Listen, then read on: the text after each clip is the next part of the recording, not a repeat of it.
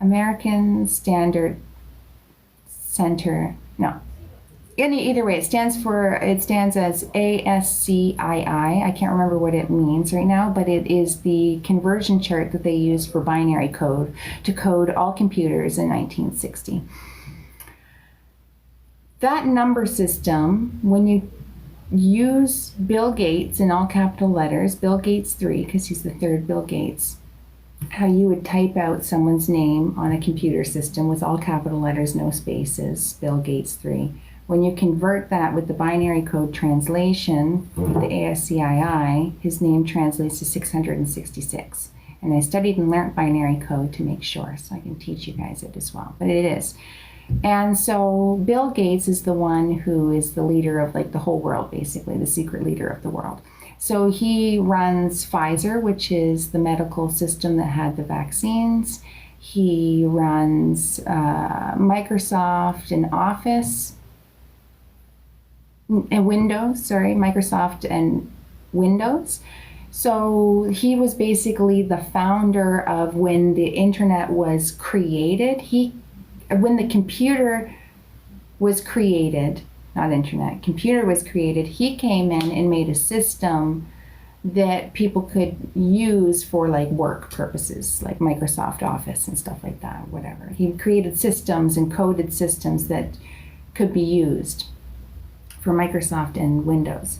And then the internet and everything took over and he became the internet guru, whatever. When you use the internet language, which he started his career in when he was only 13 years old, coding computers, his name translates to 666. When you read the Bible, it says the gentleman whose name is 666 is the Antichrist, and what he will do is he will help save the world, actually destroy the world, and he will make a chip that says 666 on it, and you won't be able to buy or sell without the chip that has 666 on it. So what do we know about barcodes? Every single barcode has 2 lines in the beginning, 2 lines in the middle, and 2 lines at the end. Each line system represents a number. So what happens when we look at what a 6 is? A six has 2 bars. You guys can't really see it, but a 6 has 2 bars. So we have 2 bars in the end, 2 bars in the middle, 2 bars at the beginning. And as you can see, the number listed is what? That's a 6. I know you guys can't see it, but you guys can just pick up any old barcode in your house and verify for yourself that the 2 bars are 6s. The 2 bars are 6s, okay? 6, 6, 6. So every barcode is embedded with 666, the devil system. So you cannot buy or sell without the barcode. But the finishing touch on the Bible was you cannot buy or sell without a barcode on you, in you, on your hand or in your arm or on your forehead. So a barcode, which is 666, the devil's name, Bill Gates' name, on people. What happened when they injected the vaccine in people? Well, the vaccine had a barcode. The vaccine had 666 on. Every single vaccine that got injected to people had a barcode with 666. So that was the chip, I think. And I was giving it the benefit of the doubt, saying, no, it's going to be something else. Something bigger is going to come. Yes, it adds up in the Bible, but no, I think it's going to be something bigger. It was too deceiving. But the Bible says that the devil would deceive everyone. I didn't get the vaccine because I knew it was the chip. But what does the Bible say after that? It says that everybody that gets it will be doomed, but what does it say after that? It says, yet they still did not change their ways. Yet they still did not change their ways. Meaning what? There's an opportunity to change your ways. Meaning that even if you got vaccinated, it sounds to me like there's a way out even still. You just got to pray to God to cleanse your soul and body and mind. But anyway, so And you might be like, oh, this is a load of hugwash pooey dooey. Well, take Bill Gates 3's name and go look up the ASCII chart, and you'll see the alphabet. Go to the capital letters where A equals 65, B equals 66, 67, 68, 69. You can even write it on paper. You don't even need, if I had paper in front of me, I'd write it down, but you can just visualize A, 65, B, 66, 67, 68, 69, 70, 70. When you add Bill Gates 3 together, it equals 666. And Bill Gates is basically the father of all that system, right? He's the reason why the computer system became like globally used like that. So,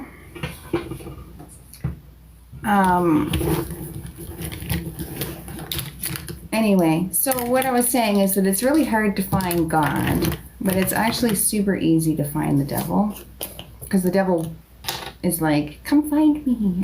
Come sell your soul to me. Hello, I'm right here.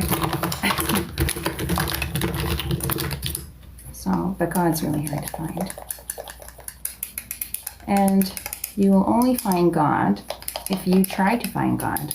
God will never show himself to you without you trying to find him first, unless he needs to use you as a driving force for an event.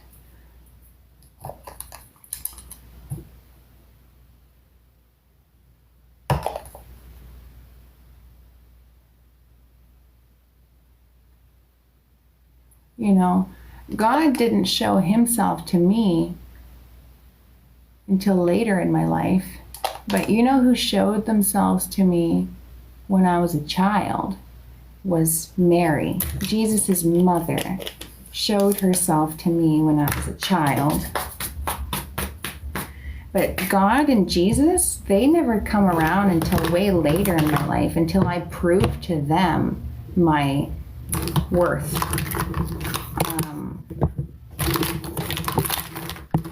Until I showed them my vulnerability for the dedication for their cause. And I think that that is kind of interesting, because Mary is kind of everybody's mother. I mean, you might not respect that because maybe you're Protestant or whatever, and the Protestants teach you to hate women. But it's true that Jesus' mother has helped so many people in this world. You have no idea, including me.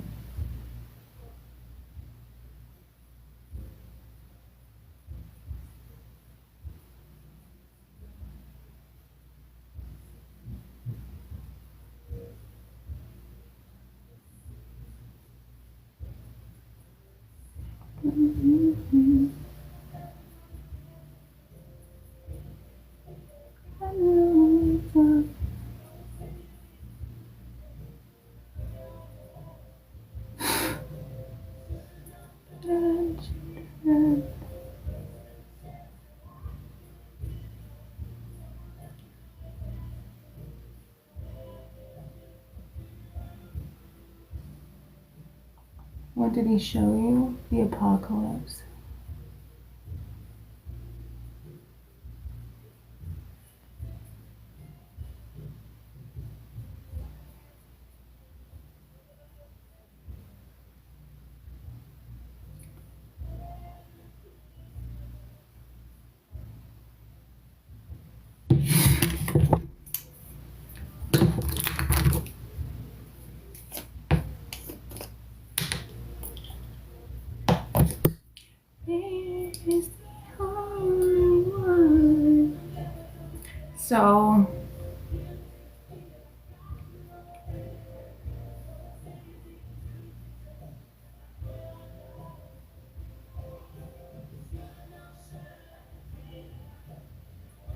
So,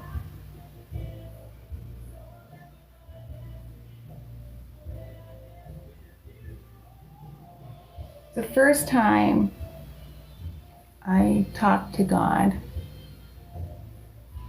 like had a response from God, not talked to him. I talked to him many times before. The first time I had a response from God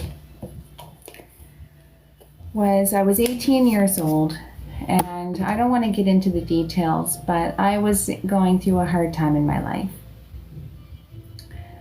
And I came to the priest and said,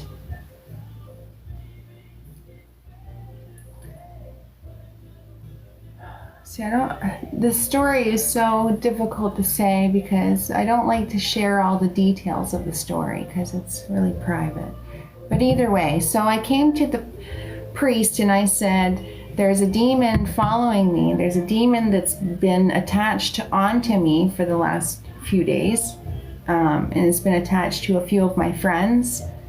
And long story short, I don't want to get into all the details because it's super private. And so I came to the priest, and the priest put his hands on me, on my shoulders, and he said, breathe in and out, in and out. And he was concentrating, and I don't know if he was saying anything or what, but on the third breath out, he was still telling me to like breathe out, breathe it out, breathe it out. And so then on the third breath, I swear, like I felt something lift from me and out, like just off of me or out of me, I don't know, but just released the tension, all that anxiety feeling immediately. And then he gave me his Bible. And he said, this is a magical, this is a Bible from my home village in Africa.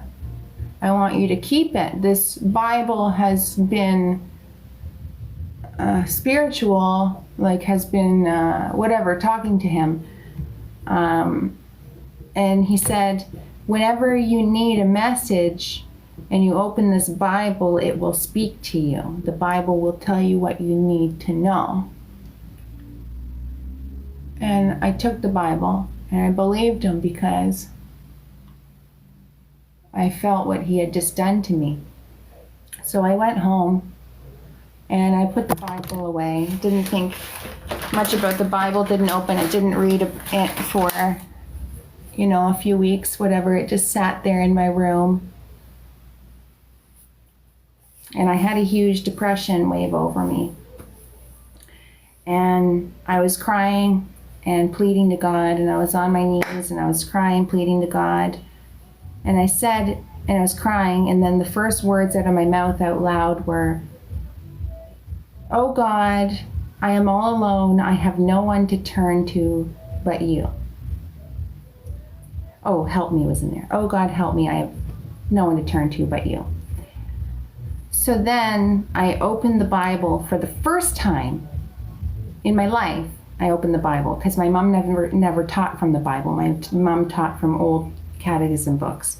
So she read the Bible herself, but she never taught it to me and my sister. So the first time I ever opened the Bible ever in my life, I was 18, and I said out of my mouth, oh God, help me, I am all alone. I have no one to turn to but you. And I opened the Bible.